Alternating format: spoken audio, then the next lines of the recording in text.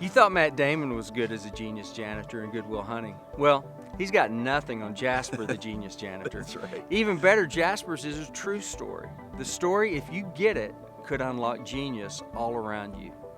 Jasper's a high school dropout and a Vietnam veteran who worked transporting patients between rooms and then emptying the trash at the Albert Einstein Medical Center in Philadelphia. The hospital was urgently trying to dissipate the spread of MRSA, the antibiotic-resistant staph infection that plagues many hospitals. Unfortunately, they had a big problem with MRSA.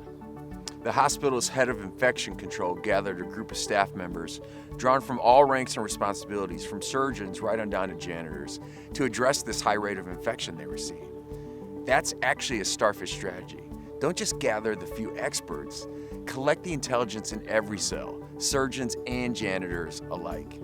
Well, during that session, it would be Jasper of all people who would share something that would literally save lives. He had noticed this small anomaly, that the garbage cans in a wing with a high percentage of MRSA, they were almost always empty, and he noticed in particular there were almost no used gloves in them. So the group took a field trip to that wing. We got to figure out why the nurses aren't using gloves. And strangely enough, it just so happened that all the nurses in that wing had tiny hands.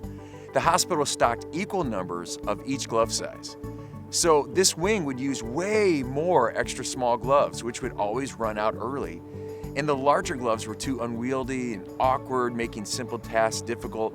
So the nurses, feeling the constant time pressure, would take a shortcut and not use gloves when the extra small ones ran out and the new gloves hadn't arrived yet. The head of infection control asked the nurses if they would wear gloves if someone continually stocked the smaller sizes. And the nurses said, well, of course we will. So Jasper wrote down his direct number, gave it to the nurses station, and he said, if you start running low on extra small gloves, then let me know, and within minutes, I'll have them restocked. Within a year, the patient mortality rate had been reduced by 70%. Jasper represents a cell in the body, and during a crisis, the information he contained was priceless. And although appearances might hide this truth, his voice was the most important one in the room.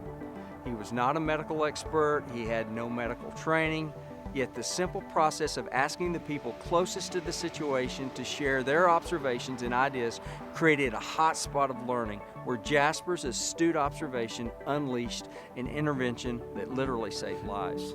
Jasper's story is a shining example of the collective intelligence at work.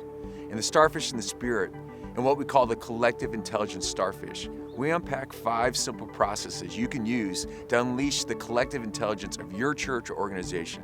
Many church leaders are exhausted because they feel they're being paid to be the expert and the smartest person in the room on almost any topic. The Starfish way can lighten your load, unleash insight and creativity, and crush the problems that currently have you stalled.